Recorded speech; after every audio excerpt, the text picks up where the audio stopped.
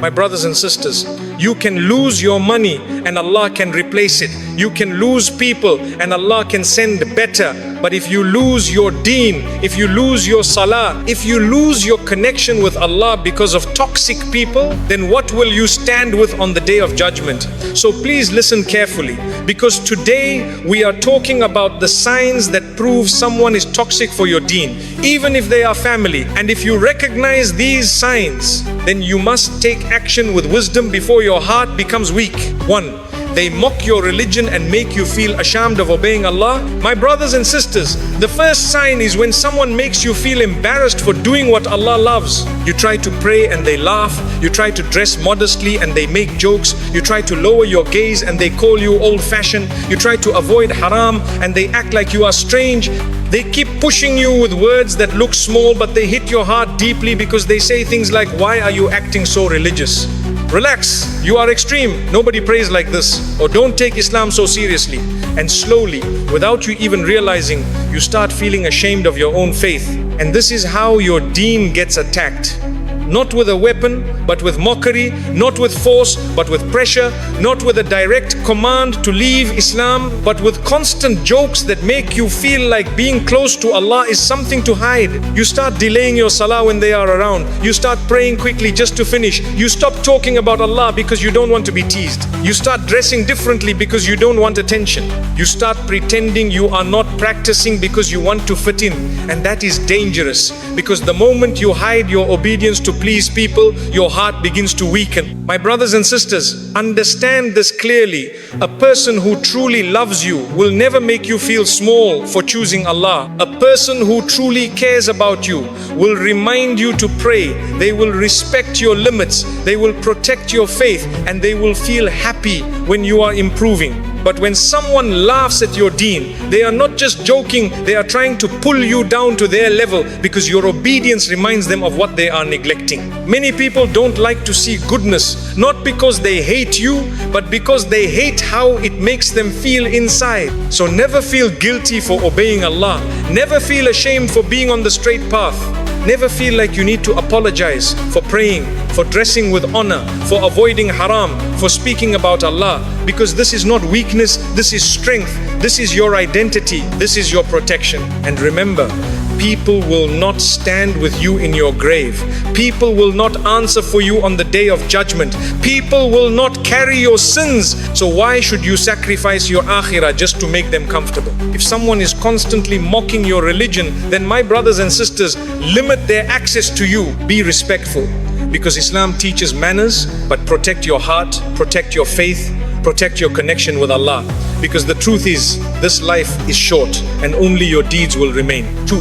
They pull you into haram and normalize sin until you stop feeling it. My beloved brothers and sisters, the second sign is when someone keeps pulling you toward haram again and again, and they make it feel normal, like it is nothing serious, like it is just fun, like it is just life.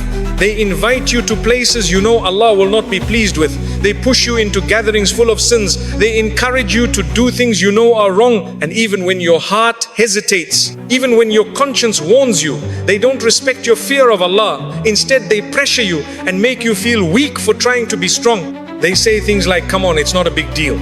They say everyone does this. They say stop being so strict. They say just one time. And my brothers and sisters, this is how shaitan destroys people.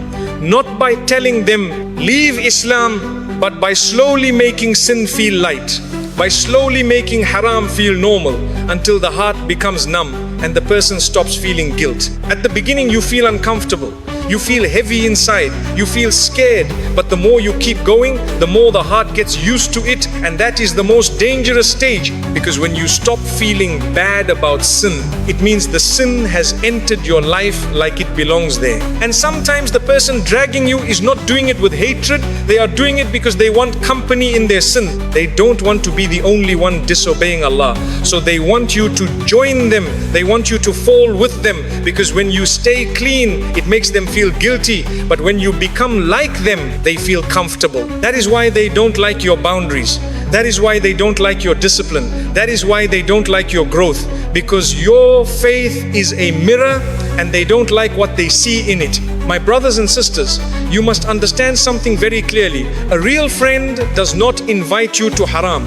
A real friend does not pressure you to disobey Allah. A real friend does not make you feel embarrassed for trying to be pure. A real friend makes it easier for you to pray, makes it easier for you to stay away from sin, makes it easier for you to be close to Allah. But a toxic person for your deen is the one who makes haram look sweet and makes halal look boring. And that is exactly the trick of shaitan, to make the road to Jannah feel too hard and the road to hell feel too normal. So my beloved brothers and sisters, be honest with yourself. When you are with this person, do you remember Allah more or do you forget Allah more? When you are with this person, does your salah become stronger or does your salah become weaker? When you are with this person, do you feel peace in your heart? Or do you feel darkness and guilt afterward? Because if every time you are with them you end up doing something that weakens your Imaan, then it is not a small issue anymore. It is a danger to your akhirah. And remember, you do not have to hate them, you do not have to fight them, you do not have to insult them, but you must protect yourself, reduce your contact, stop going where they invite you, stop following their lifestyle, stop trusting their opinion. Be polite, but be firm. Because on the day of judgment, they will not stand in front of Allah to answer for you and they will not take your punishment. So do not allow anyone to drag you into haram and then leave you alone with the consequences. 3. They constantly backbite, spread negativity and poison your heart. My beloved brothers and sisters, the third sign is when someone's tongue is always dirty, always full of backbiting, always full of negativity, and when you sit with them, you don't leave feeling lighter, you leave feeling heavy. Every conversation with them turns into gossip. Every gathering becomes a courtroom. They sit and judge people like they are perfect. They expose people's mistakes like it is entertainment. They speak about others behind their backs like it is a hobby. And they don't realize that they are destroying their own akhirah with every sentence. They will talk about family, friends, neighbors, even religious people, even good people, and they will make fun of them. They will insult them. They will call them names. They will spread rumors. And what is scary is not only the sin they are doing, but the environment they are creating. Because my brothers and sisters, backbiting is not just talking. Backbiting is eating the flesh of your brother or sister, and Allah describes it in a way that should shake your heart. But some people have done it for so long that they don't feel anything anymore. And that is why they are dangerous, because they have normalized a major sin like it is normal daily talk. And here is what happens when you stay around a person like this for too long. Even if you don't speak, your heart starts accepting it. Even if you try to stay silent, your mind starts enjoying it. Even if you tell yourself you are not part of it, you still become affected by it. Because negativity is like smoke. You don't have to touch the fire to smell like it. When you sit in a place full of backbiting, it enters your heart and changes you slowly. You begin to see people through suspicion. You begin to believe the worst. You begin to lose respect for others. You begin to think everyone is evil, everyone is fake, everyone is a problem. That person doesn't just poison others, they poison you too. My beloved brothers and sisters, a believer should be someone who brings peace, not poison. A believer should be someone who protects people's honor, not destroys it. A believer should be someone who speaks with kindness or stays silent. But toxic people for your deen are those who make sin easy with their tongue, and then they bring you into it by pulling you into their conversations, because they will say, look at what this person did. Did you hear what she said? Let me tell you what he is really like. And they act like they are giving you information, but in reality they are spreading darkness. And the biggest danger is that backbiting does not only destroy relationships, it destroys your good deeds. It takes your rewards and gives them to the one you spoke about. It empties your scale on the day of judgment. So you might pray, you might fast, you might give charity, and then you sit in one gathering of gossip and it wipes away what you built, because the tongue is powerful and Allah is watching. So my brothers and sisters, if someone constantly backbites, constantly complains, constantly spreads hatred, and every time you sit with them you feel your heart becoming bitter and your mind becoming negative, then that is a clear sign this person is not good for your deen. You must protect yourself. You don't have to become rude. You don't have to create drama, but you must create distance. Change the topic. Leave the gathering. Stop listening, because you are not only protecting your own deeds, you are protecting your heart, and your heart is the place where Iman lives. And remember, a good company makes you remember Allah, but bad company makes you forget Him. And if someone's gatherings are full of sin, then staying away from them is not hatred, it is wisdom. 4. They get angry when you set Islamic boundaries. My beloved brothers and sisters, the fourth sign is when you try to set a boundary for the sake of Allah, and they become upset, they become offended, they become aggressive, and they start treating you like you are the bad person, even though you are only trying to protect your deen. You say something simple like, I can't go there, and they respond with anger. You say, I don't want to be part of this, and they call you rude. You say, I need to pray, and they make you feel like you are doing something inconvenient. You say, please don't talk to me like that. And suddenly they act like you are arrogant, like you are proud, like you are too much. And this is how many people get trapped, because they confuse boundaries with disrespect. But in Islam, boundaries are not disrespect. Boundaries are survival. A believer is allowed to protect their heart. A believer is allowed to avoid fitna. A believer is allowed to say no to haram. A believer is allowed to keep distance from what weakens their iman. Yet, some people don't want you to have those boundaries, because your boundaries stop them from controlling you. You see, my brothers and sisters, a person who truly loves you for the sake of Allah will never get angry when you choose halal. They will never be offended when you avoid sin. They will never mock you for having limits. They will respect your values even if they don't follow them. But the toxic person is different. The toxic person becomes angry when you become strong. The toxic person becomes uncomfortable when you become disciplined. The toxic person becomes frustrated when you stop being available for everything they want. And sometimes their anger comes from a very dangerous place. They are not angry because you disrespected them. They are angry because you stopped pleasing them. They are angry because you stopped being easy to manipulate. They are angry because you stopped saying yes to every invitation. They are angry because you stopped laughing at every joke. They are angry because you stopped accepting every wrong thing. They want the old version of you. The version of you that would sacrifice your peace just to keep them happy. The version of you that would stay quiet even when something is wrong. The version of you that would follow them even if it was leading to darkness. My beloved brothers and sisters, always remember this rule. If someone only loves you when you have no boundaries, that is not love, that is control. If someone only respects you when you are silent, that is not respect, that is dominance. If someone only likes you when you are weak, that is not care, that is exploitation. Islam teaches you to be kind, but Islam does not teach you to be a victim. So when you set Islamic boundaries, do it with manners, do it with calmness, do it with respect, but do not break those boundaries to avoid someone's anger. Because their anger is temporary, but the consequences of disobeying Allah can be heavy. You can tell them politely, I love you, I respect you, but I will not disobey Allah for anyone. You can tell them calmly, I'm not judging you, but I'm protecting myself. You can tell them with dignity, this is my limit and I will not cross it.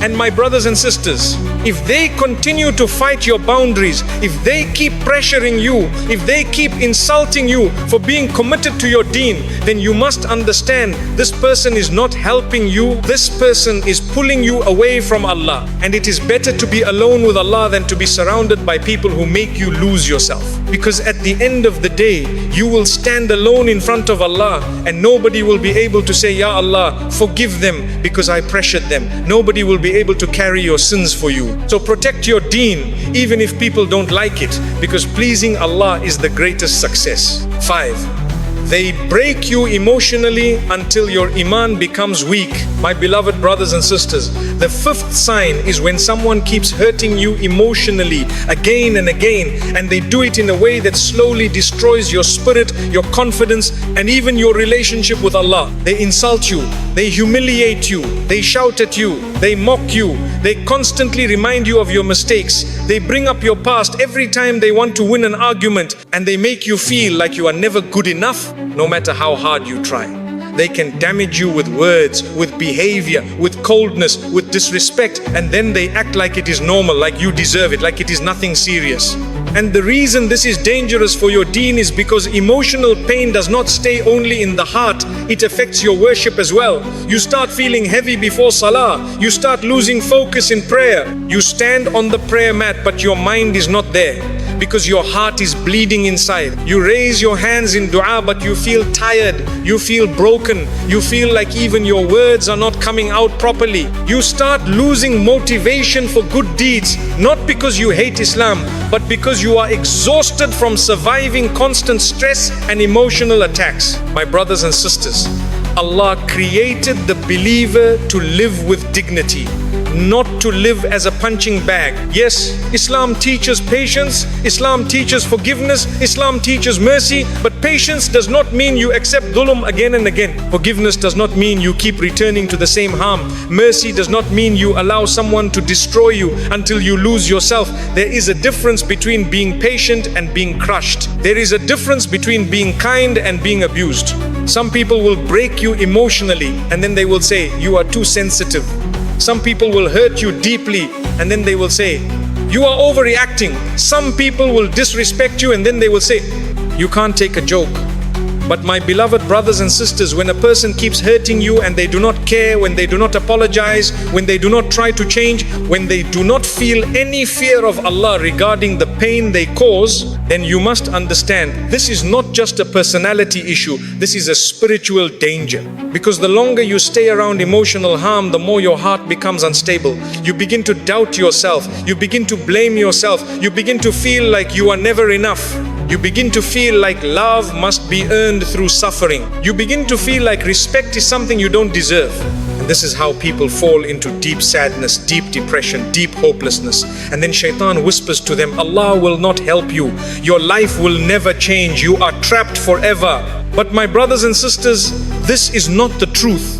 Allah is with the oppressed. Allah hears your silent tears. Allah knows what you are hiding behind your smile. Allah sees what you are enduring behind closed doors. So do not allow someone to break you until your Imaan becomes weak. Because Islam is meant to heal you, not to watch you bleed. So what do you do if this person is family? You do not become disrespectful, you do not become rude, but you become wise. You reduce contact. You stop exposing your heart to their poison. You stop expecting love from a place that only gives pain. You stop explaining yourself to people who enjoy misunderstanding you. You keep your respect, you keep your manners, but you protect your peace. Because protecting your Imaan is not selfish, it is necessary. And always remember this, my brothers and sisters. If your environment is breaking your heart every day, then you need to change your environment before it changes you. Because your heart is the place where faith lives. And you cannot build a strong connection with Allah while you are constantly being destroyed by people who don't fear Allah in the way they treat you. 6. They try to separate you from good people and isolate you. My beloved brothers and sisters, the 6th sign is one of the most dangerous signs of all, because it does not destroy you loudly, it destroys you quietly. And that sign is when someone tries to separate you from goodness, when they try to isolate you from people who remind you of Allah, from places that strengthen your Imaan, and from habits that bring light into your heart. They may not say directly, leave your deen, but they will try to cut every road that leads you closer to Allah, until you feel trapped in a life where you are surrounded by negativity and far from guidance. You start going to the masjid and they become irritated. You start listening to beneficial reminders and they make fun of you. You start keeping company with righteous friends and they try to destroy those friendships. You start improving yourself and they call it a phase. You start praying regularly and they try to distract you. You start dressing with modesty and they try to embarrass you. You start learning Quran and they say, why are you wasting time? Subhanallah, they do not realize that they are attacking the very thing that could save you in this dunya and in the akhirah. And many times, my brothers and sisters, they do this because they fear losing control over you. When you are surrounded by good people, you become strong. When you are connected to reminders, you become awake. When you sit with those who love Allah, you start thinking differently. You start respecting yourself. You start seeing your worth. You start understanding that you don't have to accept every wrong thing. You start learning that you can say no. You start realizing that you deserve peace. And when a toxic person sees you gaining that strength, they feel threatened, because your growth means they can no longer manipulate you the way they used to. So what do? They isolate you. They make you feel guilty for having good friends. They accuse you of changing. They say you are forgetting your family. They say you are acting proud. They say you are being influenced. But in reality, my brothers and sisters, you are not being influenced in a bad way. You are being rescued. Because good people don't pull you into darkness, they pull you into light. Good people don't make you disobey Allah, they make you love obedience. Good people don't make you feel ashamed of Islam, they make you feel honored to be a Muslim. And isolation is one of Shaitan's oldest tricks, because Shaitan knows that when you are alone, you become weaker. When you are alone, your thoughts become heavier. When you are alone, your struggles become louder. When you are alone, you become easier to control. That is why Islam teaches the importance of good company, because your environment shapes your heart and your heart shapes your actions. If you sit with people who love sin, you will start seeing sin as normal. If you sit with people who love Allah, you will start seeing obedience as beautiful. My beloved brothers and sisters, if someone keeps trying to separate you from good people, from beneficial reminders, from religious gatherings, and from everything that increases your Imaan, then that is a clear sign this person is toxic for your Deen. They may not look like an enemy, but they are blocking your path to Jannah. They may not openly fight Islam, but they are quietly weakening your faith by cutting your support system. So what should you do? Stay respectful, stay calm, keep your manners, but do not let anyone isolate you from goodness. Keep your righteous friends, keep your connection to the masjid, keep your relationship with Quran, keep your love for reminders, keep your worship strong. Because, my brothers and sisters, on the day of judgment, the people who isolated you will not stand with you. The people who discouraged you will not protect you. The people who laughed at your Deen will not answer for you. You will stand alone, and Allah will ask you about your choices. So choose what saves you, choose what strengthens you, choose what brings you closer to Allah, even if people don't like it. Because the most powerful thing you can do in this dunya is protect your Deen. And the most successful person is not the one who keeps everyone happy, but the one who meets Allah with a clean heart and a strong faith. My beloved brothers and sisters, after hearing these signs, I want you to understand one thing clearly. Not everyone who is close to you is good for you. And not everyone who shares your blood, shares your values, and not everyone who smiles at you wants to see you strong in your Deen. Some people will love you only when you are weak.